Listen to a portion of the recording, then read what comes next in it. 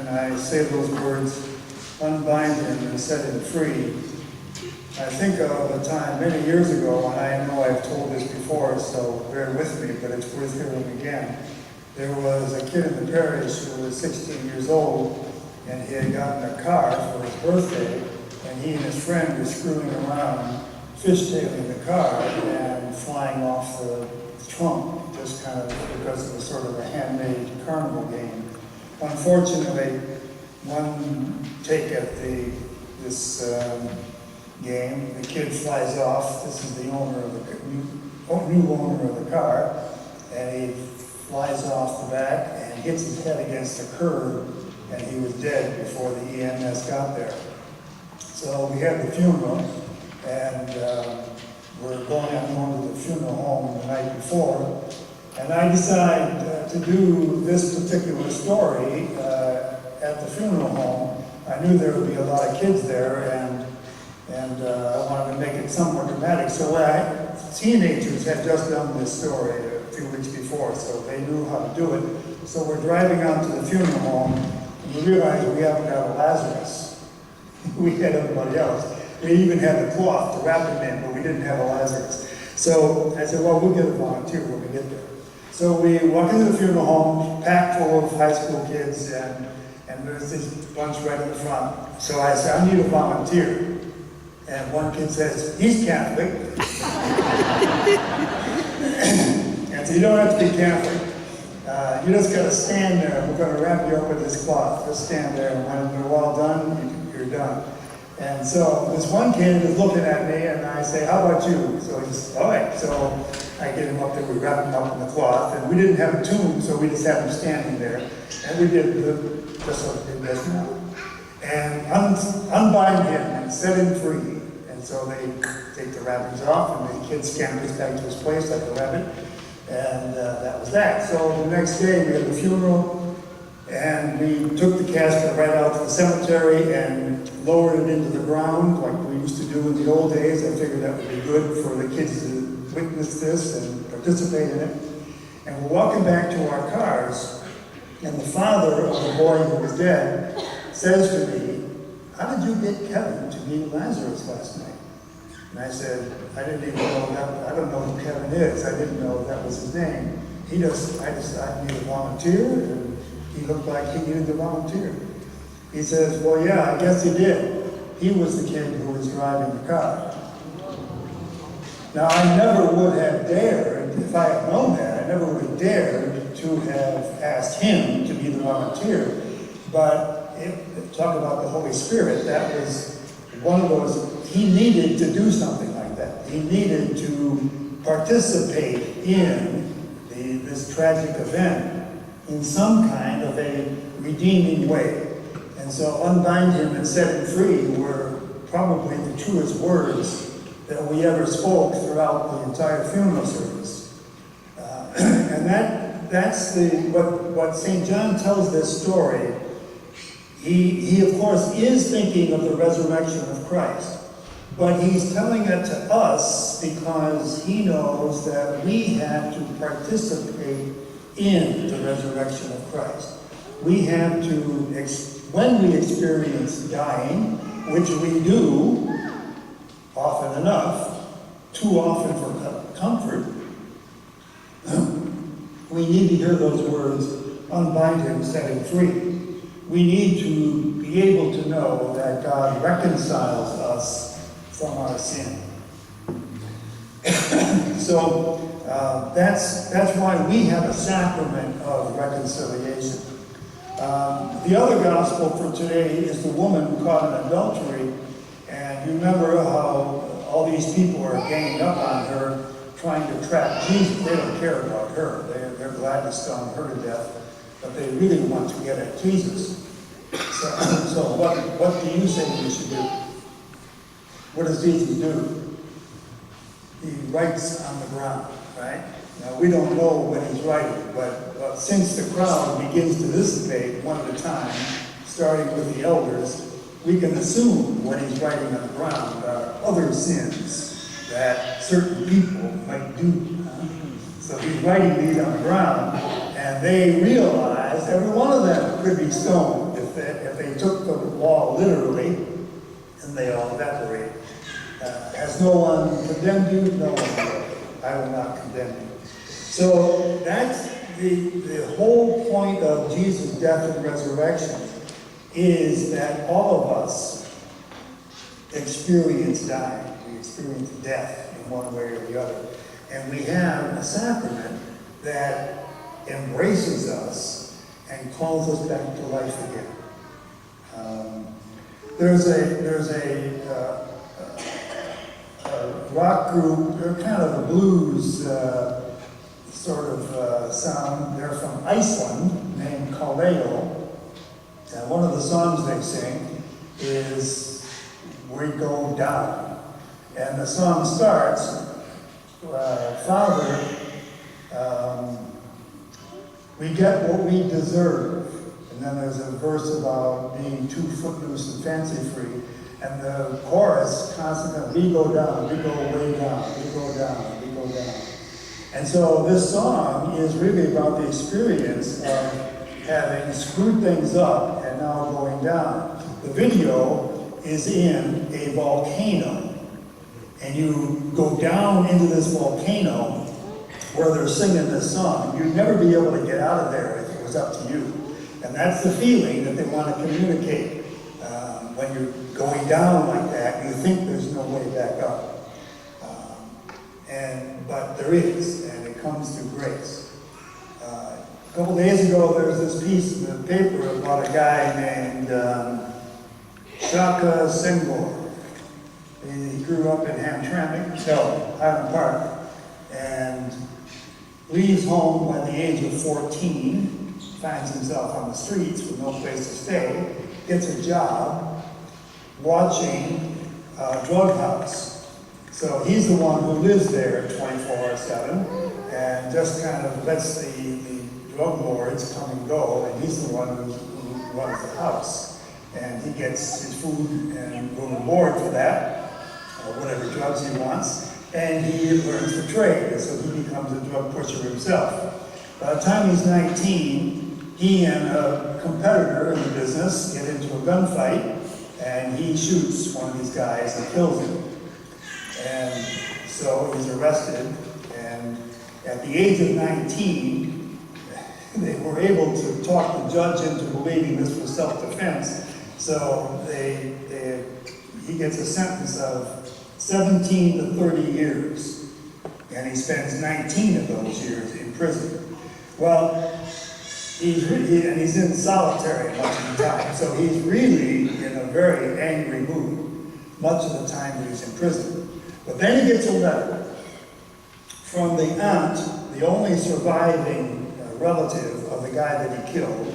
This aunt writes him a letter forgiving him, telling him she forgives him, and even though she didn't have any children of her own, this was her nephew, he was like a son to her, his parents are gone, but she forgives him for what he did. Well, that hit him like a ton of bricks, and he realizes he has to change his life. So the prison wasn't doing it so much, but that letter certainly did. Well, he got out of prison, and now he's written a book called Righting My Wrongs. Kind of a pun there, writing W-R-I-T-I-N-G, but it's also righting and wrong, right? Righting My Wrongs. And he goes around all over the place, talking to young people, convincing them that if they would learn how to write when they're in times of anger or depression or frustration, if they could write their anger rather than act on it, they would be able to be healed rather than get in worse trouble. So that's become his mission. So he's been doing this since 2010 when he wrote his book. Now he's going to be on Winfrey tonight, but you have to have the channel that Oprah Winfrey has probably to see it at 7 o'clock tonight. He's going to be interviewed. But there's a story of someone who has learned the hard way, learned that you can, in fact, right your wrongs. But you don't do it yourself. Someone else has to embrace you. So this woman had to write him first and tell him, I forgive you. And of course, our sacrament of reconciliation is precisely for that purpose, that we need to hear God put it into words, I forgive you. So that there is something about putting it into words, writing it down. We can just kind of ruminate in our mind about the things that are wrong, but if we don't put it into words, it just keeps stewing inside our brain, inside our heart, and it just kind of corrodes us. When we put it into words and get it out, then we can actually do something with it. So that's what happens in reconciliation. Yesterday, the priest of the Vicariate had a bright idea. They knew that the Pope in Rome is having a special vigil all day yesterday, hearing confessions, and he himself participated in this. And of course, the first time he did this, he went to confession himself. That was kind of humorous in itself. When they were watching this camera, watching him go to confession, and it took forever, as if he'd been the greatest sinner in the world. And finally, then he becomes one of the confessors. Incidentally, sidebar, did you see the expression on his face when he was in Mexico and there was a little girl in a wheelchair, and of course he goes up to embrace her, and there is some character behind her who gets agitated and pulls on his clothing and his arms and pulls and jerks him so hard he falls over right onto this girl. And then he's kind of struggling to get back to his feet, and he says to this guy, don't be selfish. And in Spanish, it's a little bit longer than that. It takes longer to say, don't be selfish. He says it twice, don't be selfish. And you can see the anger on his face. Now, I'm sure within 24 hours, he was going to confession, confessing that flash of anger. Now, granted, it's not a mortal sin, but I'm sure he felt, it got the best of me. That guy, being selfish, got the best of me. And I know that I was not very dignified in my response. So, but that's, the sacrament of reconciliation provides us the opportunity for that kind of ongoing checkup, You don't always have to change the whole transmission. Once in a while, it's just a matter of tune-up. And that happens in reconciliation too.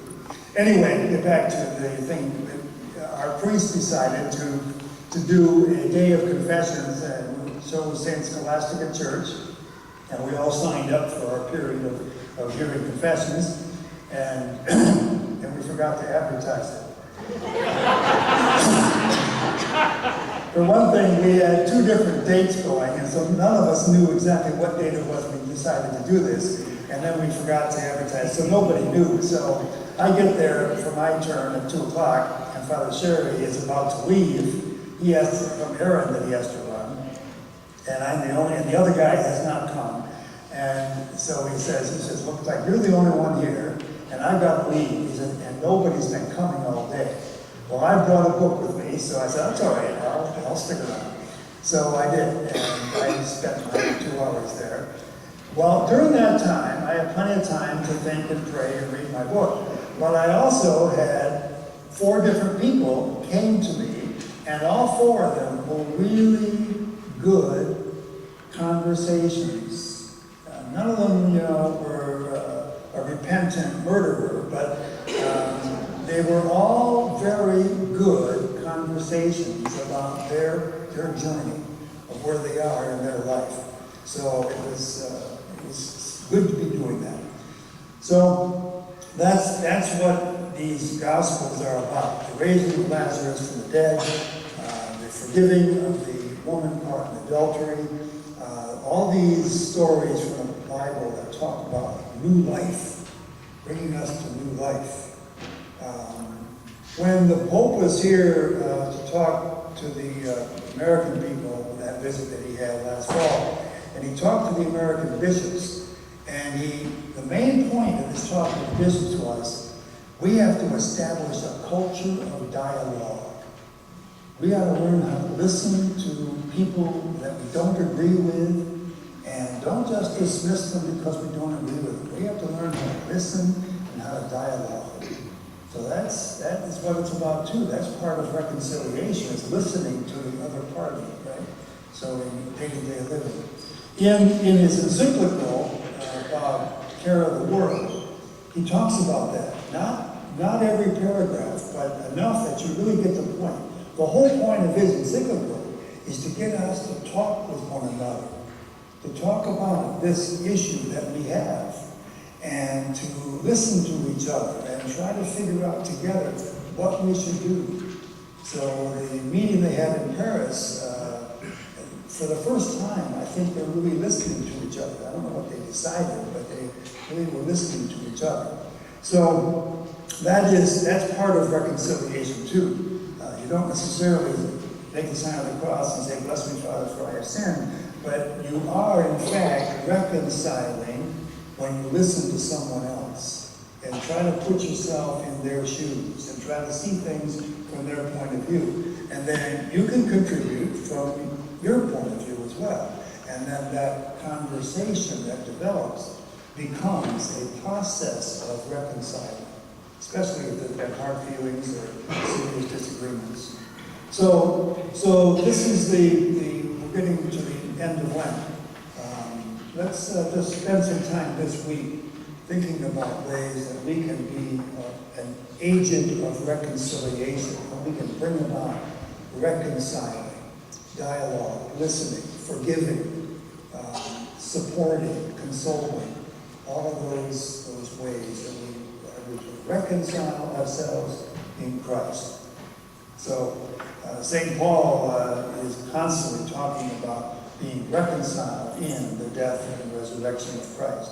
If the Spirit of God who raised Jesus from the dead lives in you, he who raised Christ from the dead will give life to your mortal bodies also, through his Spirit that lives